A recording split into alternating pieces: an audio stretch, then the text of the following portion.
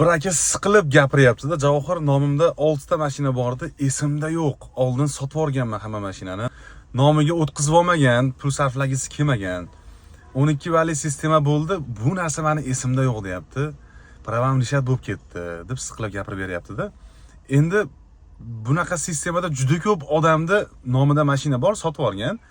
Nariga sotib olgan odam o'tkazib olmaydi. Uni ham esida yo'q. Prosta doверенность qilib yuradi xolos. Nomingizda mashina bo'lsa, meni ham o'zimni ham nomimda mashina bor, lekin sotib olganman u odamga. Ko'rib turaman, qanaqa shtraf kelyapti, nima bo'lyapti. Sizga eslatma tariqasida video qilyapman. Nomingizda mashina bo'lsa, mabodo esingizda yo'q bo'lsa, u odam shtrafga tushsa ham baribir sizning nomingizga yoziladi. Shuning uchun buni yo'llarini qilishgan, albatta bu balli sistemani chiqargandan keyin bunaqa yo'lni chiqarmasa bo'lmaydi. Maygo orqali u odamning nomiga, ya'ni shtraf kelsa, u odamni balidan o'chadigan qilsa bo'ladi. Shu narsaga hushyor bo'linglar.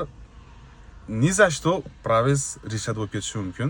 1 yil davomida 12 ball yig'gan bo'lsangiz, ketdi pravis, tamom. Akaga o'xshab siqilib yurasiz. Shuning uchun xolis o'zimga tavsiyam, mabodo mashinangizni sotgan bo'lsangiz, mashina sizning nomingizda bo'lsa, avvalo o'tkazib bering nomiga.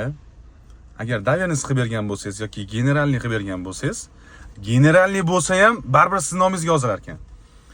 U holatlarda u aka o'sha Maygo o'z orqali u akani nomiga o'sha balli sistemani rasmiylashtirib qo'ying. Bu meni xolis tavsiyam.